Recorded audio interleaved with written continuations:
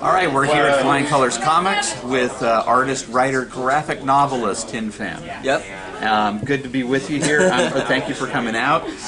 Can you tell us a little bit about SUMO and the process that went into creating this graphic novel? Sure.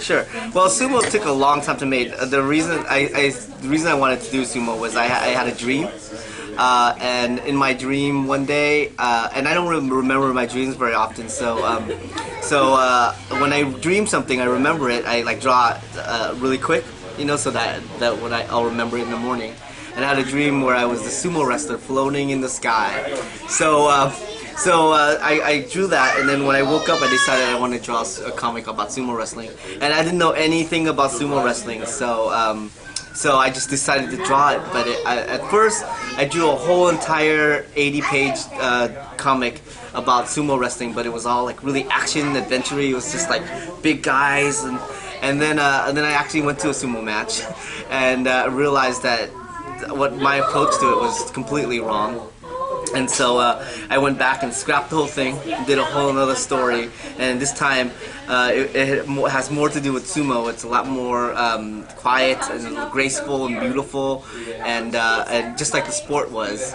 And also at the time I was going through a huge change in my life. I'd gone from just graduating college, living in my mom's house, working at her video store, to I got a job, a girlfriend who's going to move to Oakland, and all within the span of like a month.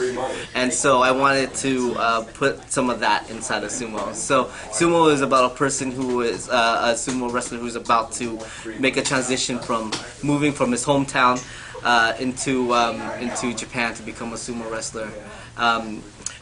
So when I had those two pieces together, it just kind of the book actually just kind of flowed out of me. It was pretty fast. I mean, what you see, the great thing about sumo wrestling, the book, is that it's uncompromised. I mean, everything that I wanted to put out is in here. Like, I didn't have to make any concessions, you know, this is my vision of this book. There's nothing else. Whatever you read here is exactly what I want. Okay, can you tell us a little bit about the different use of color in here? Sure. And there's also some iconography in there too, and tell us about that, how you put it together so that each of these colors means something different. Cool. So, you know, when I first did it, it was all in black and white, and the sumo was actually 3 stories, 3 moments in one person's life, and they're interweaving. They're not like so much flashback as they are just 3 different moments, 3 different stories in his life, and they're separated by different color combos. His time in Japan as a sumo wrestler is brown and orange. Which is about immediacy. It's I wanted a color that was going to represent what's going on now. The heat of the moment. Yeah, heat of the moment. Yeah. And the green is a story about him first coming to Japan, and I wanted the green to kind of represent hope and a new beginning. And then the blue and the other blues to represent the days before he goes to Japan. I wanted to represent kind of like a closing of a chapter and an opening of another one. The big handprint is basically, when I was researching sumo, this is how sumo wrestlers would sign autographs. They do one big handprint, and then they would put their name on the side. And this handprint is actually my handprint. And this signing is Hakyu Guy, which is what I decided to name the sumo wrestlers. So all the sumo wrestlers, their names are not their actual name. They get a sumo moniker or rikishi moniker, and his meant white whale, which is because he was white. And also the chapters are all divided in 3 symbols. One symbol being the water tower, which is his time in America, because I set the story in Campbell, California, which is where I'm from. and Campbell has the water tower is our big landmark. And then the sumo section has a square with a circle, which represents the actual ring, the sumo ring. Right. And then there's a story. The story of him just coming to Japan deals with him going fishing, and that's why it's represented by a fish. Yeah. So yeah, that was all in there. How long a process was this? I mean, you did a mini comic first, but then turned it into the full-length graphic novel. Yeah. So, how long a process has it been since you started on this to now this week when it first comes out? 8 years, something like Wow. that. 8 or 10 years. Well, I did, like I said, I did maybe 2 versions before I actually did one I liked. And then what I did was I'm usually a mini comic artist, which means that I produced this as a handmade comic. And a lot of people produce handmade. They call them ash cans to represent or to try to get publishing deals. I don't generally do that. I do them as an actual art. So the comic is an art, but my packaging and how I produce the book is also an art. It's like bookmaking, pretty much. So it was hand silk. The covers were hand silk screen. The binding was Japanese stab binded, and it took me like 3 hours to make each book or something like that.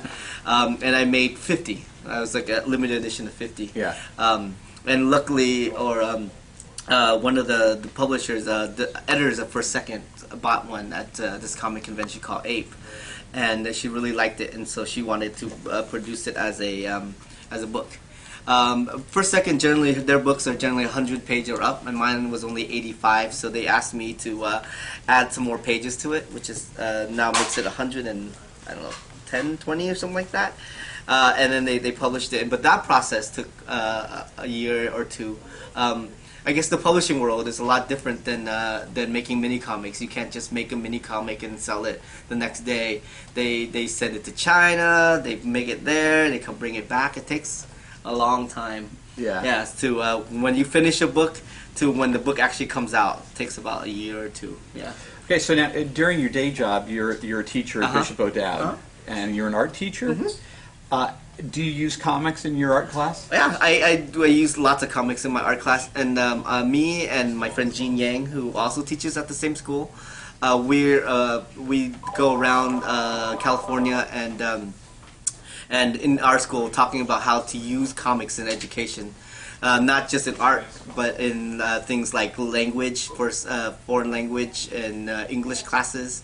But also in like computer program, tons of other things. And so we have books and we talk to teachers about using comics to teach. Because comics is an amazing medium to teach. Yeah. I mean, to learn language, to learn to write, to learn to draw.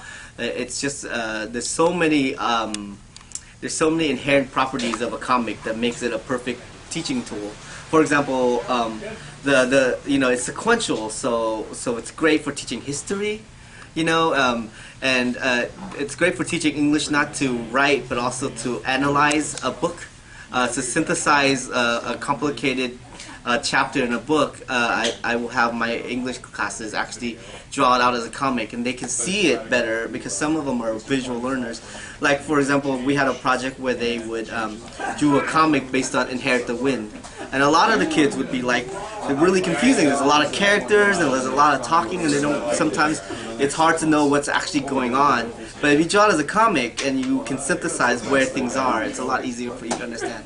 So I'm a big proponent of education. Yeah, the comics thing, what I've always talked about is that they work both left-brained and right-brained. It's cognitive, it's interpretive. Exactly. Great teaching tools, but also great for getting visual learners into the text world too. Yeah. And one of the things about sumo that strikes me, and you were mentioning it earlier before the interview, about how the reviewers are saying that your lines are economical, the art is economical, and I take that as a real compliment because they said the same thing about guys like Alex Toth, who got the most out of every single line he put down on the page. And having read this book now a couple of times, I see how that works. That there's nothing wasted here. Everything you wanted to be there is there. Yeah, I mean, I really another aspect of comic that I'm constantly talking about is comics being an amalgam of words and pictures, and not separately, but working together. So there are comics I've read where there will be a person meeting another person, and the words will say, so and so met so and so, and I always felt that was redundant. I mean, if you're going to draw it and have faith in your art, then you don't have to actually write it. And if you write something, then you don't actually have to draw it. So the working, how the text and the drawings work together is really important to me. And just telling the story without being cluttered is also very important to me. So yeah, I definitely that's definitely something that I work on constantly in this book. So now that we've got Sumo, you're out promoting it. It's getting good reviews, and readers are going to start giving you the responses to it, which is probably the fun part. Do you have any stories with what people have said to you about your work before that? I love reading reviews of what people interpret of it, because sometimes they'll say things and honestly I never thought of it before. Like, oh, I guess that's true. I know my friend Gene hates it because he knows that when I draw, I draw a lot different than other comic book people that I know. Like, for example, Gene and my wife, who is also a cartoonist, they plan a lot. They draw and they sketch and they get feedback. When I do my comics, I try to really shorten the distance between what I think in my head and what appears on the page. So I do it super fast. Like, what I think, I throw it on paper and I'm done with it, and I ink it. There's not a lot of things in between. So when I say what appears in Sumo is exactly what I want, is because this is exactly how it appears in my head. There's no real editing in between that to landing on the page.